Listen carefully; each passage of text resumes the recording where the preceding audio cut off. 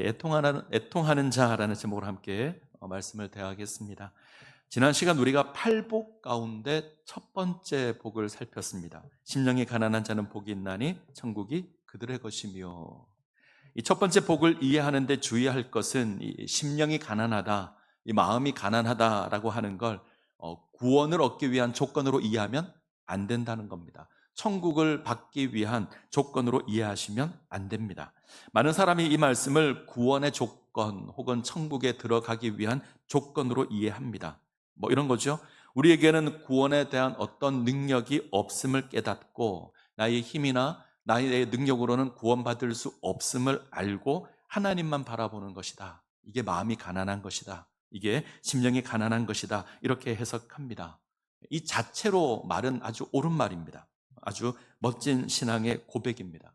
근데 이게 마태복음에서 이야기하는 그런 의미는 아닙니다.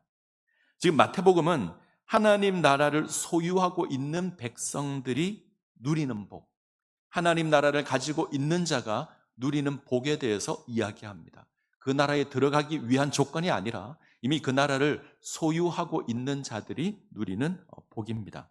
하나님 나라를 가지고 있기 때문에 이 땅에서 우리가 누리는 복입니다. 근데 그 모습이 우리가 기대하는 것과 많이 다릅니다. 그래서 좀 어색하고 좀 어려울 수도 있습니다. 첫 번째가 심령이 가난한 것이었습니다. 하나님 나라를 가지고 있어서 이 땅에서 우리의 삶이 심령이 가난한 것으로 주어지는데 그것이 복이라는 겁니다. 마태복음의 독자는 유대인이면서 예수를 믿는 유대 그리스도인입니다. 당시 이들은 예수를 믿는 그 신앙 때문에 흔들리고 있었습니다. 동족 유대교로부터 유대인으로부터 박해가 주어졌습니다. 유대교는 예수님을 믿지 않죠. 예수님을 하나님의 저주를 받은 이단이다 이렇게 선포했고요. 예수를 따르면 박해를 했습니다. 잡아 가뒀고 죽였습니다. 유대 공동체에서 출교를 시켰습니다. 유대 공동체에서 누렸던 모든 것을 잃어버리는 겁니다. 예수를 믿으면 자신이 지니고 있는 모든 것들을 잃어버렸습니다. 때문에 많은 유대 그리스도인들이 예수 믿는 것을 포기하고 다시 유대교로 가려고 했습니다. 이들에게 기록한 것이 마태복음입니다. 마태는 이들에 대해서 예수 믿는 것이 옳다 고백합니다. 하나님 나라를 성취할 메시아가 예수님이 맞다는 거죠. 예수를 거역한 유대교가 틀린 것이고 예수를 믿는 너희 신앙이 옳은 것이다. 때문에 너희가 예수를 인해서 박해를 받는 건 그게 정상이라는 겁니다. 그것이 정상이고 그것이 복이다. 지금 너희가 고난당하는 건 하나님의 나라가 너희 가운데 있기 때문이다. 예수로 말미암아 하나님 나라에 들어와 있는데 그것을 모르고 오해한 자들이 너희를 박해하고 있다. 이렇게 이야기하죠. 너희가 박해를 당하고 어려움을 당하고 이 땅에서 가난하게 되는 것이 지극히 정상적인 것이고 그것이 복이라고 이야기합니다. 이것이 마태의 논리입니다. 하나님 나라를 가진 증거가 이 땅에서 가난하게 주어집니다. 믿는 신자에게 중요한 것은 하나님의 나라이지 이 땅이 아닙니다. 때문에 우리는 하나님 나라를 바라보며 또한 예수를 믿어 하나님 나라를 소유하게 되면 이 땅의 것을 잃어버리는 겁니다. 하늘을 가지고 있기에 이 땅의 것을 잃어버립니다. 마태는 이것이 정상이고 이렇게 되는 것이 복이라고 말합니다. 이 경우 마음이 하늘을 향해 있죠. 마음이 땅을 향해 있는 것이 아니라 하늘을 향해 있습니다. 이것을 마음이 가난하다. 마음이 세상을 향해 있지 않다는 겁니다. 근데 이게 좀 어려운 건 우리가 기대하는 것과 반대입니다. 우리는 잘 되기를 원하고 우리는 형통하기를 원하는데 지금 마태가 고백하는 건 이것을 반대로 이야기해서 좀 어렵습니다. 바울이 예수님을 만난 이후에 이전에 가지고 있던 유대인들의 모든 고상함을 버렸습니다. 그가 8일 만에 할례를 받았다. 베냐민 지파다. 히브리인 중에 히브리인이다. 나는 율법으로는 흠이 없는 바리새인이다. 이 모든 것들을 다 버립니다. 이 땅에서 누리는 존귀한 것을 다 버립니다. 그리고 예수를 쫓습니다. 예수를 선택함으로 이 땅을 버리는 겁니다. 이것이 마음이 가난한 겁니다. 요한계시록을 보게 되면 소아시아의 7 교회가 나오는데 일곱 교회 가운데 마지막으로 등장하는 교회가 라오디게아 교회입니다. 이 라오디게아 교회는 책망만 듣죠. 차지도 않고 뜨겁지도 않다.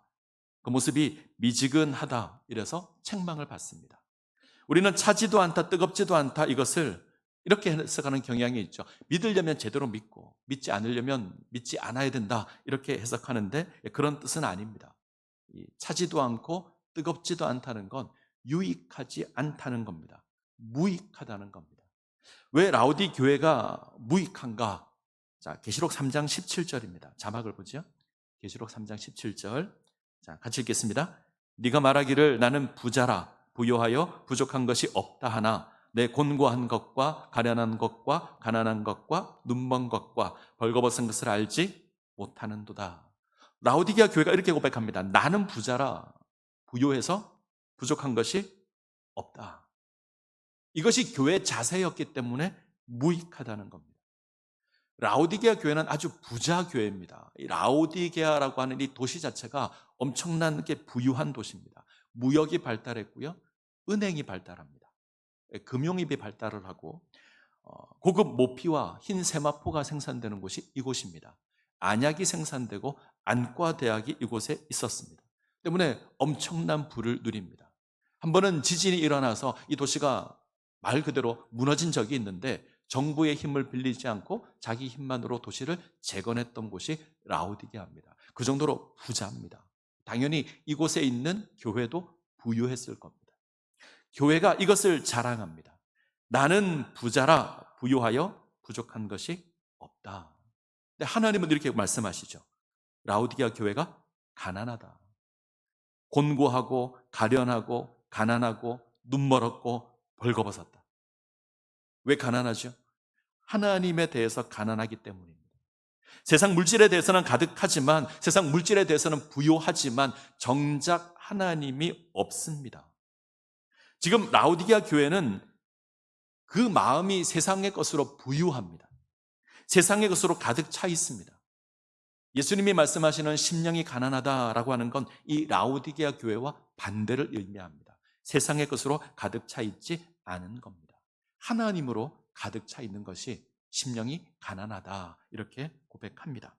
하나님 나라의 백성이 세상의 것을 추구하지 않고 세상의 것으로 즐거워하지 않고 오직 하나님으로 기뻐하고 하나님으로 즐거워하는 겁니다.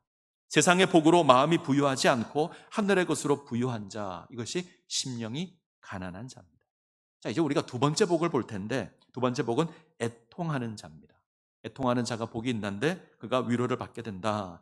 두 번째 복을 이해하는 것도 첫 번째 복을 이해하는 것과 같습니다. 이걸 우리 구원을 위한 것으로 해석하시면 안 됩니다.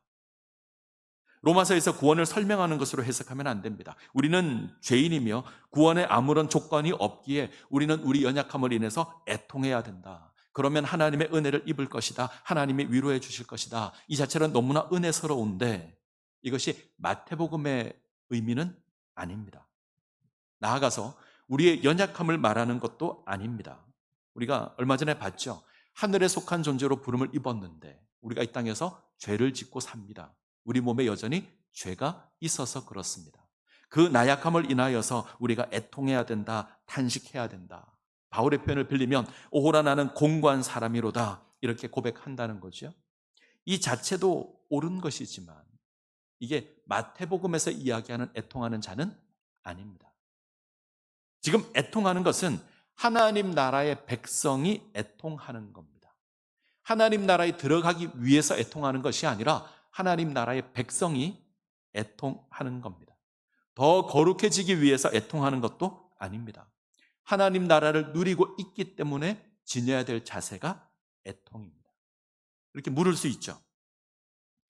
하나님 나라를 소유하고 있는데 왜 애통해야 합니까? 하나님 나라를 누리고 있는데 왜 애통합니까? 근데 마태는 애통하는 것이 정상이라고 합니다. 그리고 그것을 복이라고 합니다. 자, 이것을 한번 살펴보려고 합니다. 자, 애통하는 자의 의미를 확인하기 위해서는 무엇을 애통해야 하는지를 살펴야 될 겁니다. 무엇을 애통해야 되는가? 하나님 나라를 소유하고 있는 자는 무엇을 애통하고 탄식해야 하는가? 그것이 뭐길래 그것을 탄식하면 복이라고 하는가? 답은 세상입니다. 우리가 살아가는 세상을 인해서 우리는 애통해야 합니다. 이 세상을 바라보며 우리는 애통해야 합니다. 세상이 온전하지 않아서 그렇습니다. 하늘과 다른 이 땅을 보고 애통하는 겁니다. 하나님께서 지으신 세상인데 하나님 보시기에 좋지 않은 모습을 지니고 있습니다. 우리가 예수 믿기 전엔 이걸 잘 몰랐습니다. 하나님을 몰랐을 때는 이걸 몰랐는데 하나님을 알고 하늘의 백성이 되고 우리 마음에 천국이 임하여서 보니까 이 세상이 온전하지 못하는 것을 압니다. 경건한 자로 부름을 입은 우리가 땅을 볼 때에 땅이 병들었다, 세상이 병들었다, 세상이 죽음으로 가득하다 보는 겁니다. 그래서 애통해야 합니다. 하나님이 세상을 창조하셨을 때 세상은 선하고 아름다웠습니다. 하나님 부르시면 응답합니다. 혼돈하고 공허하고 흑암이 가득했는데 하나님 빛을 비추셨고요. 하나님 보시기에 좋은 세상으로 하나님께서 창조해 가십니다. 하나님의 영광이 가득합니다. 근데 죄가 들어오면서 세상이 왜곡되었습니다.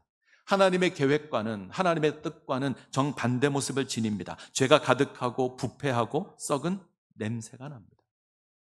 죄로 말미암아 하나님과 사람과의 관계가 깨어지죠. 하나님의 형상으로 지음을 받은 인간이 하나님과의 사귐을 거절하고 하나님을 피하여서 숨습니다. 하나님을 섬기는 것이 아니라 하나님을 거역하고 하나님이 원하지 않는 것을 합니다. 생명을 잃어버렸고 죽음의 삶을 삽니다. 그리고 사람과 사람과의 관계도 깨어졌습니다.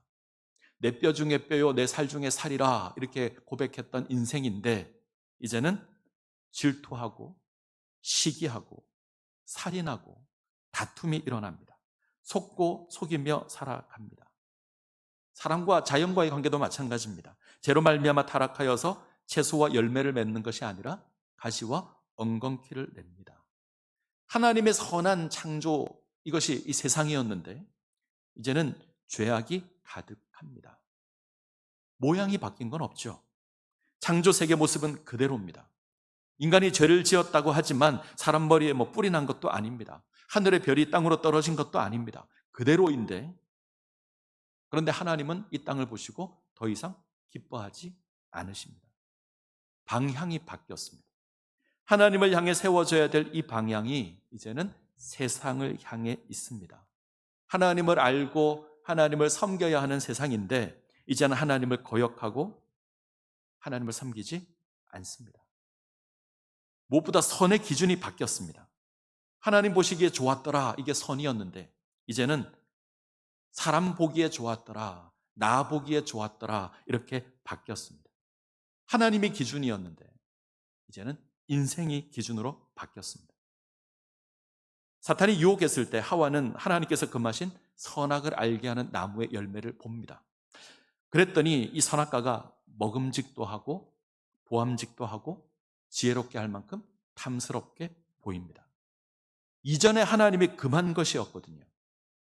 이전에 보기에 좋지 않았을 겁니다. 매력적으로 보이지 않았을 겁니다. 그런데 그것이 매력적으로 보이기 시작합니다.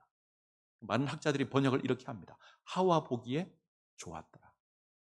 예전엔 하나님 보기에 좋았습니다. 근데 이제는요, 하와 보기에 좋습니다. 자기 자신이 기준이, 선의 기준이 되어버렸습니다. 창세기 6장을 가면 홍수 이야기가 나오는데 하나님께서 창조하신 세상이 죄악으로 가득 찹니다.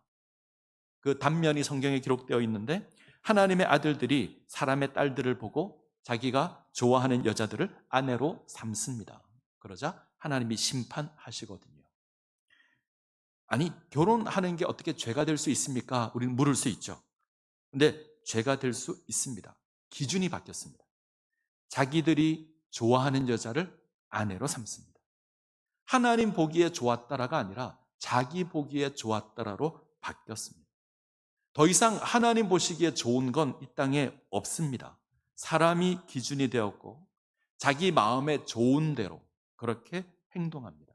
시집가고 장가가고 스스로의 즐거움에 가득한 겁니다. 어디에도 하나님의 모습은 존재하지 않습니다. 성경은 이 세상을 향해서 죄악이 가득하다, 썩어서 부패했다, 하나님을 향해 있어야 될 세상이 하나님을 거스르는 것으로 주어졌습니다. 썩고 부패했습니다. 하나님이 창조했던 그 아름다운 세상이 죄악이 가득했습니다. 하나님을 향해서 찬양의 향기를 바라던 세상이 이제는 썩은 냄새를 뿜어냅니다. 하나님이 고개를 돌릴 수밖에 없습니다. 로마서 1장은 죄에 대해서 경건치 않은 불의 이렇게 고백합니다. 경건하지 않음과 불의의 죄가 세상에 가득합니다. 경건하지 않습니다. 하나님 섬기지 않습니다. 하나님을 알만한 것이 틀림없이 보이는데 그럼에도 불구하고 하나님을 알지 못하고 거역합니다. 그 마음에 하나님이 없습니다. 마음이 허망하여지고 어두워졌으며 하나님의 영광을 썩어질 사람이나 새나 짐승이나 기어다니는 형상으로 바꿔버렸습니다. 세상은 하나님 섬기지 않습니다. 자, 로마서 1장 28절 볼까요? 로마서 1장 28절 같이 읽습니다. 또한 그들이 마음에 하나님 두기를 싫어하며 하나님께서 그들을 그 상실한 마음대로 내버려 두사 합당하지 못한 일을 하게 하셨습니다. 마음에 하나님이 없는 이 세상, 하나님을 상실한 이 세상을 내버려 두셔서 마음대로 합당하지 못한 일을 하게 하셨습니다. 그 결과 불의와 추악과 탐욕과 악의가 가득합니다. 시기와 살인과 분쟁과 사기와 악독이 가득합니다. 이게 세상의 모습입니다. 제가 설교를 준비하면서 오늘 일어난 뉴스를 한번 검색해 봤습니다. 설교 준비한 당일날 어떤 일들이 있었을까 뉴스를 검색해 봤는데 성범죄에 대한 사건, 다른 사람을 살해한 사건은 늘 있습니다. 이제 놀랍지도 않습니다. 우크라이나와 러시아 전쟁 이야기가 있습니다. 오래되었는데 여전히 사람을 죽이는 전쟁을 하고 있습니다. 방금 전도 문자가 왔죠. 북한에서 오물을 실은 풍선이 날아온다. 이 기사가 있습니다. 학교 폭력 이야기, 태풍 이야기, 유명인의 음주운전 이야기, 이런 이야기들이 뉴스에 가득합니다. 의료 사태가 해결되지 않아서 응급실을 제때 찾지 못해서 사망한 사건도 있었습니다. 지난 토요일에는 이런 일도 있었습니다. 연휴를 앞둔 토요일 임신 25주의 산모가 양수가 터졌습니다. 119 대원이 전국에 있는 75개 병원에 연락을 했습니다. 근데 다 거절당했습니다. 산모는 하혈까지 하는 위험한 상황인데 모든 병원이 거절했습니다. 의사가 없고 신생아실이 없다. 이걸 이유로 진료를 거부했습니다. 6시간이 지나서 청주에 있는 한 병원에서 치료를 받았습니다. 그것도 각서를 썼습니다. 아이가 잘못되어도 병원이 책임지지 않는다. 이 각서에 서명을 한 이후에 치료를 받았습니다. 감사하게도 산모와 아이는 모두 무사했습니다. 그런데 이 모습을 보면 뭔가 정상적이지 않잖아요. 하나님께서 바라는 세상과 지금 세상의 모습은 너무나 다릅니다. 추운 겨울이 되면 집이 없어 죽어가는 사람들이 있습니다. 이혼과 가정폭력으로 가정이 깨어지고 있습니다. 학교와 직장에서 따돌림을 당합니다. 삶의 무게가 무거워서 자살하는 사람들이 있습니다. 2023년 한 해에 13,000명이 자살을 했습니다. 우리나라에서. 너무너무 힘들어서 마약이라는 것을 합니다. 제정신으로는 못 살겠다라는 겁니다. 동성애라는 비정상적인 것이 이제는 어느덧 정상적인 것처럼 둔갑을 했습니다. 온갖 불의와 악행과 탐욕과 악의가 세상에 가득합니다. 시기와 살인과 분쟁과 사기와 적의로 온 땅은 가득합니다. 전쟁을 인해서 수많은 생명이 사라졌습니다. 태풍과 지진으로, 기근으로 수없이 많은 생명을 잃었습니다. 세월호와 같은 사건이 있고 이태원에서 일어난 할로윈 축제와 같은 그런 사건들이 우리 가운데 있습니다. 이 비극적인 사건들이 이 땅에 주어지고 있습니다. 세상은 죄악이 가득하고 썩어서 악취를 뿜어내고 있습니다. 하나님이 원하는 세상이 아닙니다. 하나님 보시기에 좋았더라 고백하는 세상이 아닙니다. 이 세상을 바라보며 우리가 지녀야 될 자세가 애통입니다. 우리가 지녀야 될 자세가 탄식입니다. 슬퍼하는 겁니다. 하나님이 지으신 세상인데 모든 것이 하나님으로 말미암았습니다. 하늘, 땅, 바다, 하늘에 있는 모든 것, 땅에 있는 모든 것, 바다에 있는 모든 것 하나님이 만드셨습니다. 그런데 이제는 하나님이 이 땅에 없습니다. 하나님을 거역하고요. 하나님을 대적합니다. 이 땅이 병들었고 이 땅이 죽음으로 가득합니다. 우리는 이것을 보고 애통하는 겁니다. 이것을 보고 탄식하는 겁니다. 우리가 하늘에 속해 있기에, 우리가 하나님의 자녀이기에, 우리가 하나님의 마음을 알기에 세상을 보며 탄식해야 합니다. 세월호 사건이 일어났을 때 누군지는 모르겠습니다. 어떤 정신 나간 목사가 배 안에서 부끄러운 죄를 지어서 이 재앙이 주어졌다, 뭐 이런 식으로 이야기를 했다고 합니다. 그러면 안 됩니다. 그런 비극적인 사건이 일어나면 우리는 애통해야 합니다. 찾아가서 위로해야 되고 함께 울어야 합니다. 그게 옳은 겁니다. 이 땅이 온전하지 못할 때 우리가 해야 될 건 애통하는 겁니다. 무엇보다 하나님을 알지 못하고 세상의 것을 추구하는 그 모습을 인해서 애통해야 합니다. 세상은 참된 행복을 알지 못합니다. 참된 만족을 모르고 살아갑니다. 세상은 더 가지기를 원하고 더 높아지기를 원합니다. 그것으로 웃고 그것으로 즐거워합니다. 우리는 그 모습을 보고요, 탄식해야 되고요, 그 모습을 보고 애통해야 합니다. 자, 이사야 61장 1절을 보겠습니다. 이사야 61장 1절 같이 읽겠습니다. 주 여호와의 영이 내게 내리셨으니 이는 여호와께서 내게 기름을 부으사 가난한 자에게 아름다운 소식을 전하게 하려 하심이라. 나를 보내사 마음이 상한 자를 고치며 포로된 자에게 자유를, 갇힌 자에게 노임을 선포하며. 자, 1절에 보면 마음이 상한 자라고 나옵니다. 마음이 상한 자, 본문에 애통하는 자입니다. 70인역을 보게 되면 마태복음의 애통한 자와 단어가 정확하게 일치합니다. 본문에 등장하는 이 마음이 상한 자가, 이 슬퍼하는 자가 위로를 받는다 이야기가 이사야 61장에 주어집니다. 자, 2절과 3절을 보죠. 61장 2절 3절 같이 읽겠습니다. 여호와의 은혜의 해와 우리 하나님의 보복의 날을 선포하여 모든 슬픈 자를 위로하되 무릇 시온에서 슬퍼하는 자에게 화관을 주며 그 죄를 대신하여 기쁨의 기름으로 그 슬픔을 대신하며 찬송의 옷으로 그 근심을 대신하시고 그들이 의의 나무 곧 여호와께서 심으신 그 영광을 나타낼 자라 일컬음을 받게 하려 하심이라. 이사야 61장은 애통하는 자가 위로받게 될 것이다, 슬퍼하는 자가 위로받고 기뻐하며 즐거워하게 될 것이다 선포합니다. 예수님도 같은 선언 하시는 거죠. 애통하는 자가 복이 있는데 그가 위로를 받을 거다. 자, 이사야 61장은 바벨론 포로로 있는 이스라엘 백성들에게 회복을 이야기하는 말씀입니다. 다시 예루살렘이 회복될 것이다, 하나님의 영광이 회복될 것이다 선포합니다. 그러면 마음이 상한 자가 위로를 받을 겁니다. 슬퍼하는 자가 기뻐하고 즐거워하게 될 겁니다. 우리가 주목해야 될 건 이 마음이 상한 자가 있다는 거죠. 이들이 왜 슬퍼할까요? 이들이 왜 탄식할까요?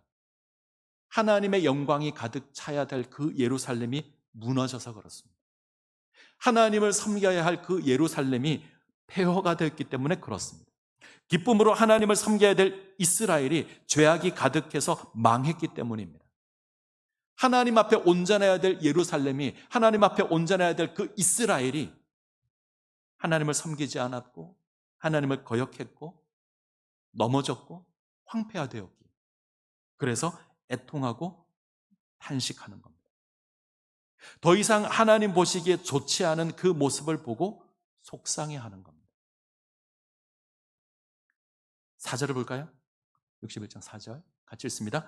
그들은 오래 황폐했던 곳을 다시 쌓을 것이며 예부터 무너진 곳을 다시 일으킬 것이며 황폐한 성읍 곧 대대로 무너져 있던 것들을 중수할 것이며. 하나님의 구원의 때가 되면 이제 슬픔을 멈출 겁니다. 하나님께서 탄식을 거두게 할 겁니다. 기쁨과 즐거움을 허락해 주실 겁니다. 황폐한 그곳이 다시 세워지게 될 것이고 무너진 그곳이 다시 일으킴을 받을 겁니다.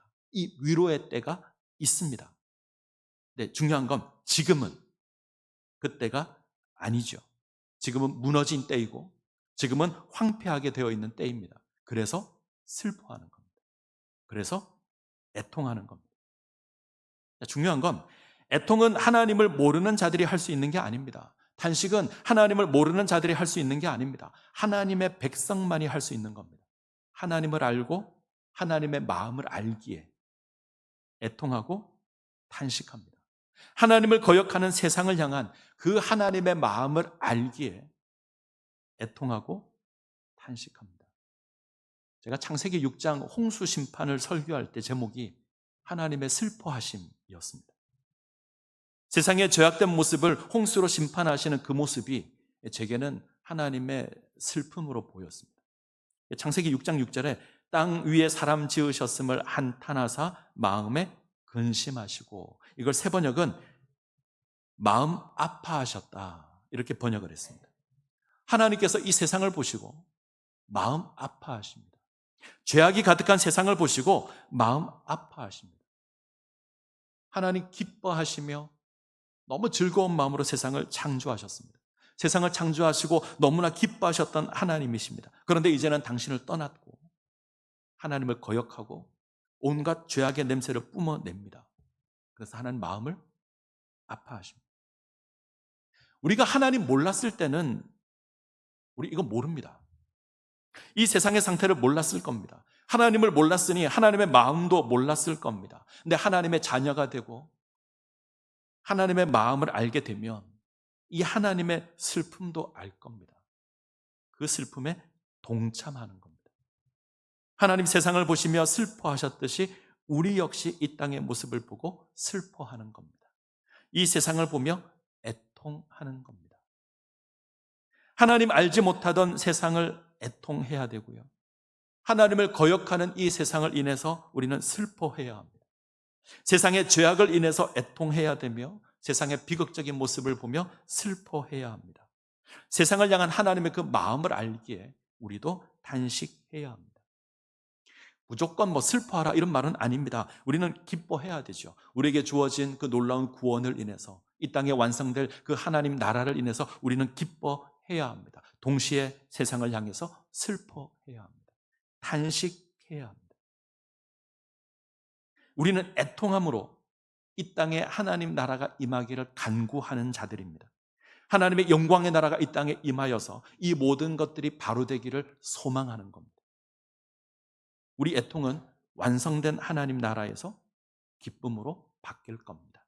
자, 계시록 21장 4절 같이 읽습니다. 그 눈물을 그 눈에서 씻기심에 다시 사망이 없고 애통하는 것이나 곡하는 것이나 아픈 것이 다시 있지 아니하리니 처음 것들이 다 지나갔음이러라. 이 소망이 우리 가운데 있습니다. 하나님을 거역하여 죄악이 가득한 이 세상은 사라질 겁니다. 사망이 없고 애통하는 것이나 곡하는 것이 없는, 아픈 것이 없는 세상이 주어지게 될 겁니다. 이 영광의 때가 우리에게 있습니다. 우리가 이것을 사모하는 겁니다. 로마서 8장은 이 소망에 대해서 잘 제시하는데, 자, 8장 23절 볼까요? 같이 읽습니다. 이뿐 아니라 또한 우리 곧 성령의 처음 익은 열매를 받은 우리까지도 속으로 탄식하여 양자될 것 곧 우리 몸의 구속을 기다리느니라. 하나님의 백성으로 부름을 입은 우리에게 탄식이 있어야 한다. 우리가 살아가는 이 세상이 죄악이 가득한 세상이기에, 우리는 연약한 존재이기에 우리는 탄식해야 합니다. 앞으로 임할 하나님의 나라에서 우리가 예수 그리스도와 함께 영광 가운데 세워지게 될 겁니다. 그날은 분명 위로의 날이 될 겁니다. 우리는 그날을 소망하며 지금 이 세상을 바라보면서 우리는 탄식하고 애통해야 합니다. 하나님의 구원을 바라보는 그 정당한 자세가 탄식이며 애통입니다. 애통하는 것을 이상하게 생각하지 마십시오. 하나님의 백성이기에 정상적인 겁니다. 마태는 그것이 우리의 복이라고 합니다. 하나님의 마음을 알기에 이 땅에서 애통하는 겁니다. 자, 로마서 8장 26절을 보시면 제가 읽겠습니다. 이와 같이 성령도 우리 연약함을 도우시나니 우리가 마땅히 빌 바를 알지 못하나 오직 성령이 말할 수 없는 탄식으로 우리를 위하여 친히 간구하시느니라. 이 땅에서 탄식할 수밖에 없는 우리를 도우시는 분이 계신데 성령 하나님께서 도우십니다. 우리를 위하여 탄식하십니다. 우리를 위하여 애통하십니다. 하나님의 백성으로 부름을 입은 우리 역시 완전하지 않거든요. 이런 우리를 향해서 탄식함으로 기도하시는 분이 성령님이십니다. 그렇다면 우리도 완전하지 못한 세상을 바라보며 탄식하는 게 정상이랄 겁니다. 정상입니다. 한 가지 부탁을 드리려고 그럽니다. 우린 애통해야 되거든요. 이 땅에 온전하지 못함을 인해서 애통해야 되거든요. 또 하나, 우리 교회를 위해서 애통하셔야 합니다. 하나님의 구원을 바라는 자들이 황폐한 예루살렘을 바라보고 애통한 것처럼 어쩌면 우리도 우리 교회를 바라보고 애통해야 합니다. 우리 교회에 온전함이 없을 때, 우리 교회에 뭔가 문제가 있을 때, 우리 교회에 시기와 질투가 가득할 때, 하나님의 교회답지 못할 때 우리는 애통해야 합니다. 우리 가운데 상처가 있을 때 애통해야 합니다. 우리 가운데 하나님의 백성으로 뭔가 온전하지 못함이 있을 때 애통해야 합니다. 하나님께서 이루실 영원한 하나님 나라를 바라보며 그 모습이 이 교회 가운데 세워지기를 소망하며 우리는 애통해야 합니다. 세상을 바라보시고 애통하시고요. 우리 교회를 바라보면서 애통하십시오. 우리 가운데 뭔가 문제가 있다면, 뭔가 우리가 하나님 앞에 정당하지 못하다면, 우리가 하나님의 마음을 아프게 하고 있다면 애통하셔야 합니다. 기억하셨으면 좋겠습니다. 우리는 애통하는 자로 부름을 입었습니다. 하나님을 거역하는 이 땅의 모습을 인해서 우리는 슬퍼하며 애통해야 합니다. 왜냐하면 우리가 하나님의 자녀이며 우리가 하나님 나라의 백성이기 때문에, 우리가 하나님의 마음을 알기 때문에 우리가 애통해야 합니다. 그리고 기억하십시오. 우리에게는 더 큰 소망이 있습니다. 이 애통이 그칠 때가 있습니다. 하나님의 영광으로 가득하게 될 그때가 있습니다. 그 위로의 때가 있음을 기억하시고 우리의 삶을 세워 가셔야 합니다. 애통하는 것이 하나님 나라에 마땅한 것이고 그것이 복입니다.